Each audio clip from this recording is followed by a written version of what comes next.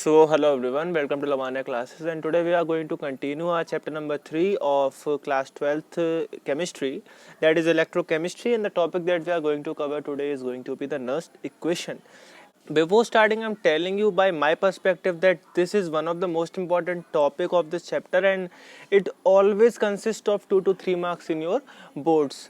और अगर आप ये वीडियो पूरा अच्छे से समझ लेते हैं, कॉन्सेप्चुअली अपने दिमाग में इसको डाल लेते हैं, तो मैं आपको अश्योर कर सकता हूँ कि आप 2 से 3 नंबर अपने बोर्ड्स में लेके अभी से आ चुके हैं. तो बात करते हैं नर्स्ट इक्वेशन की और इससे जुड़े कुछ एग्जाम्पल्स की. तो वीडियो शुरू करने से पहले मैं आपसे बोलना चाहूँगा कि चैनल को सब्सक्राइब कीजिएगा और अगर वीडियो आपको पसंद आए तो वीडियो को भी लाइक कीजिएगा, बेल आइकन दबा दीजिएगा ताकि आपको फ्यूचर में भी ऐसे अच्छे वीडियोस मिलते रहे. तो शुरू करते हैं. अब हम बात कर लेते हैं पहले कि नर्स्ट इक्वेशन है क्या. ये एक कोरिलेशन है दो क्वांटिटीज़ के बीच में, जिसमें से आपकी पहली क्वांटिटी है standard potential of the cell और इलेक्ट्रोड, यानी कि सेल या इलेक्ट्रोड का जो स्टैंडर्ड पोटेंशियल है उसको हम कंपेयर करने वाले हैं उसके नॉन स्टैंडर्ड वाले पोटेंशियल से. ठीक है, तो उन दोनों के बीच में क्या कोरिलेशन होगा, अगर आपको एक पता है तो आप दूसरा कैसे फाइंड कर सकते हैं. एक बेसिक एग्जांपल आपको दे दूं कि आप जो एवरेडी का सेल खरीद के लाते हैं, आप उसको स्टैंडर्ड कंसीडर कर लीजिए और उसका पोटेंशियल आपका लगभग 3 वोल्ट होता है. लेकिन अगर आप वही सेल अपने घर पर प्रिपेयर करने की कोशिश करेंगे या लैब में प्रिपेयर करने की कोशिश करेंगे तो आप उस 3 से थोड़ा अलग पोटेंशियल पाएंगे और जो पोटेंशियल आप पाएंगे वो नॉन स्टैंडर्ड होगा. और अगर आप उनके सेल की और अपने सेल की कंडीशंस को कंपेयर करें तो आप अपने सेल का पोटेंशियल उनके सेल की मदद से फाइंड कर सकते हैं. ठीक है, और जब आप अपने सेल में वोल्ट मीटर लगाएंगे तो भी आपको वही पोटेंशियल मिलेगा. तो नर्स्ट इक्वेशन से हम बिना सेल बनाए थ्योरेटिकली ही पता कर सकते हैं कि आपके सेल का पोटेंशियल कितना हो. तो बात करते हैं इसमें सबसे पहले इलेक्ट्रोड्स के लिए. मान लीजिए मेरे पास एक इलेक्ट्रोड है जिस पर कि रिडक्शन हो रहा है.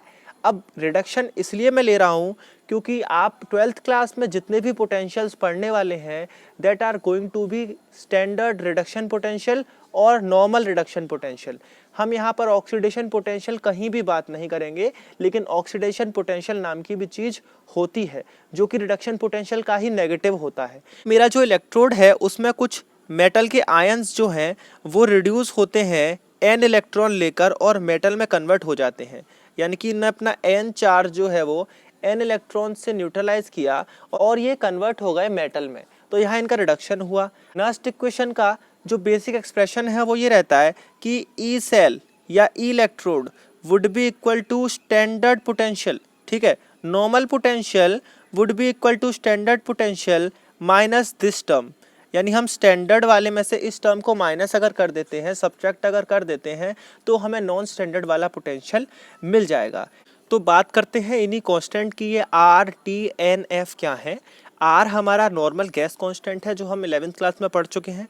टी है वहाँ का एब्सोल्यूट टेम्परेचर जिस पर सेल ऑपरेट कर रहा है. एन है number of moles of electrons involve.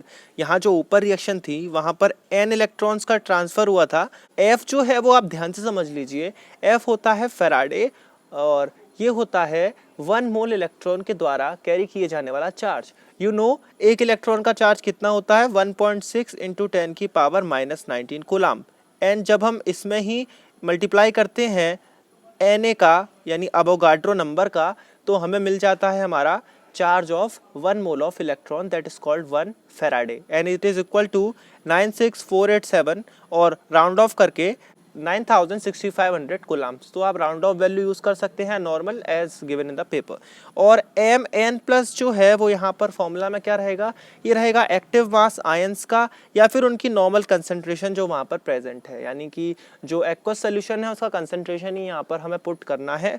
अब ये क्वेश्चन हमारी बन गई. इसमें R T divided by N F. L N क्या रहता है आपको पता होगा, ये रहता है हमारा एल एन यानी कि नेचुरल लॉग. और ये नेचुरल लॉग इक्वेशन में बेसिक इक्वेशन के अंदर नेचुरल लॉग ही होता है. बाद में हम इसे कन्वर्ट कर लेंगे अपने लॉग बेस 10 में. ठीक है, इसमें कोई कन्फ्यूजन हो तो आप मेरा लॉग वाला वीडियो डिस्क्रिप्शन में से देख सकते हैं.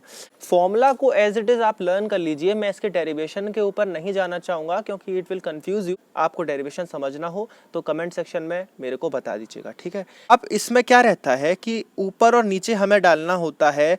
ऊपर डालने रहते हैं अपने प्रोडक्ट्स यानी ये एम और नीचे डालने रहते हैं अपने रिएक्टेंट्स यानी ये Mn प्लस. ठीक है, प्रोडक्ट ऊपर रिएक्टेंट नीचे। और एक बात आप समझ लीजिए, क्योंकि ऊपर इसमें मेटल आ रहा है और हमें पता है कि मेटल का एक्टिव मास या कंसंट्रेशन इक्वल टू 1 रहता है, ठीक है, क्योंकि वो पूरा का पूरा मेटल रहता है तो उसकी कंसंट्रेशन या एक्टिव मास 1 होता है, तो ऊपर की जगह हम 1 लगा देंगे। तो ये जो इक्वेशन आई, ये जो मैंने नीचे इक्वेशन ले रखी है, इसको मैं ब्लू मार्क कर देता हूँ, ये है मेरा रिडक्शन पोटेंशियल का नस्ट इक्वेशन, ठीक है, फॉर एन इलेक्ट्रोड। अब बात करते हैं कि कॉपर और जिंक वाले हमारे डेनियल सेल में अगर मैं इसे अप्लाई करूं तो ये कैसे अप्लाई होगा, ठीक है। तो डेनियल सेल में हमारे कॉपर एंड जिंक के इलेक्ट्रोड होते हैं, तो मैं दोनों के लिए ही ये इक्वेशन बना सकता हूं। मैं जानता हूं कि डेनियल सेल के अंदर जब मैं दोनों का ही रिडक्शन पोटेंशियल चेक करूंगा तो मुझे पता है कि कॉपर 2+ जो है उससे मिल जाएंगे हमारे 2 इलेक्ट्रॉन और वो कन्वर्ट हो जाएगा कॉपर में। And same goes for zinc का रिडक्शन, कि जब जिंक 2+ को 2 इलेक्ट्रॉन मिल जाएंगे तो वो कन्वर्ट हो जाएगा जिंक में।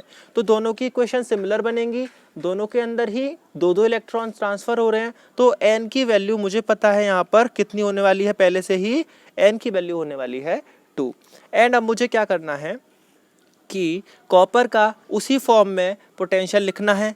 इलेक्ट्रोड का normal reduction potential would be equal to standard reduction potential minus RT/2F। 2 क्यों आया, क्योंकि number of moles of electron transfer है। RT/2F नेचुरल लॉग के अंदर आएगा आपका 1 कंसंट्रेशन ऑफ कॉपर 2+, और यहाँ पर आएगा 1 कंसंट्रेशन ऑफ जिंक 2+, क्योंकि वहाँ पर भी यही होता था।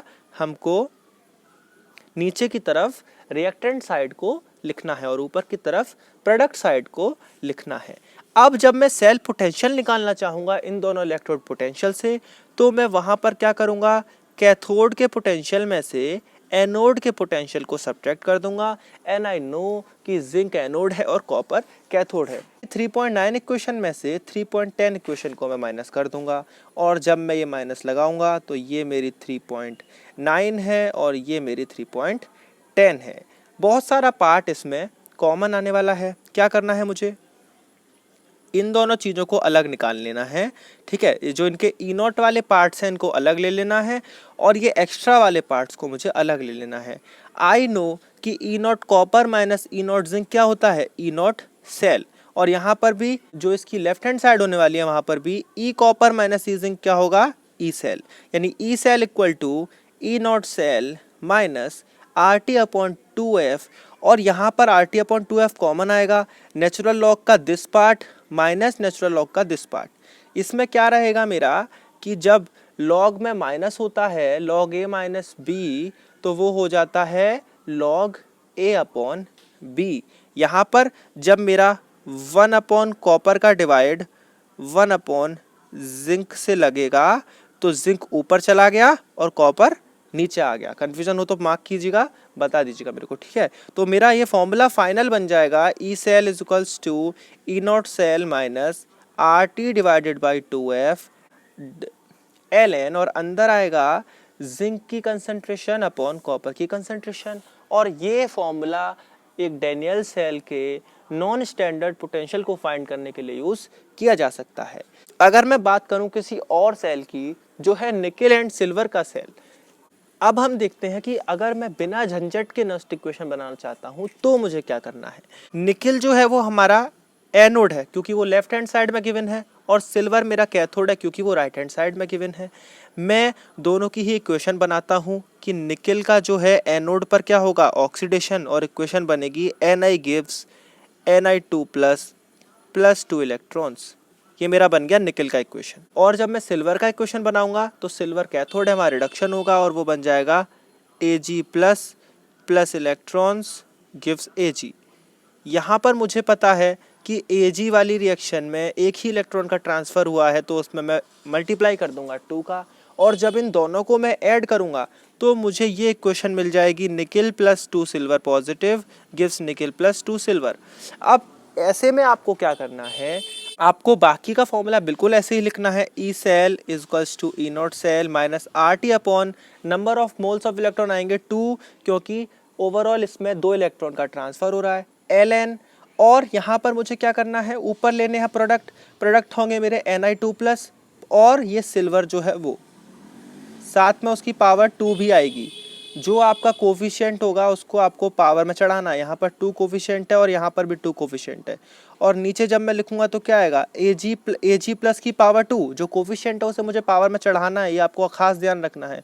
और निकिल, ठीक है, लेकिन ये निकिल और सिल्वर दोनों ही सॉलिड हैं, सॉलिड इलेक्ट्रोड्स हैं, तो इनका कंसंट्रेशन या एक्टिव मास 1 हो जाएगा, दोनों एलिमिनेट हो जाएंगे। और ये आ जाएगा मेरा final formula for our nickel silver cell. ठीक है, ये हम सीख चुके हैं।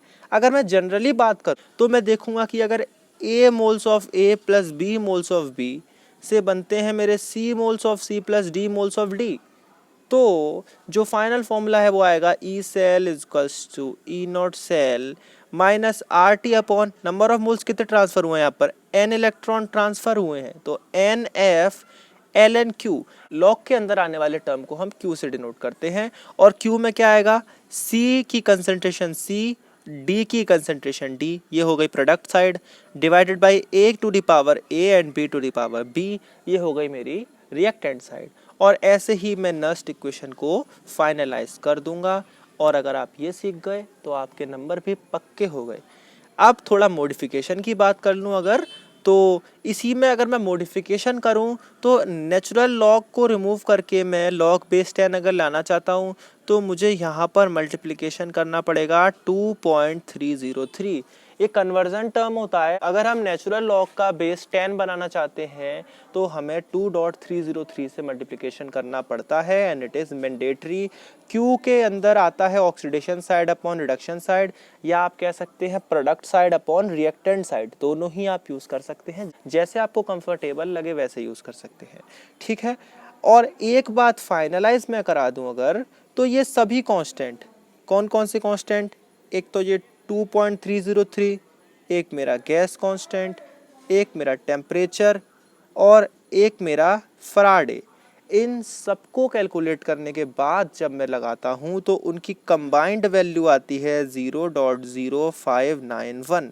और ये वैल्यू आपको लर्न कर लेनी है। ओके, इसको आपको प्रॉपरली लर्न कर लेना है 0.0591 को, और इसको वहाँ पर पुट करना है। ठीक है, ऊपर वाली बात आप भूल भी जाएं बट इस बात को आपको प्रॉपर ध्यान रखना है। तो फाइनल फॉर्मूला हो जाएगा ये E cell equals E not cell minus 0.0591 upon N log Q and you will remember it. ठीक है, अगर आपको नेक्स्ट इक्वेशन अच्छा लगा हो, समझ में आया हो, तो वीडियो को लाइक कीजिएगा, चैनल को सब्सक्राइब कीजिएगा और बेल आइकन दबा दीजिएगा ताकि आपको फ्यूचर में भी अच्छे से अच्छे अपडेट्स मिलते रहें। और thanks for watching, peace out.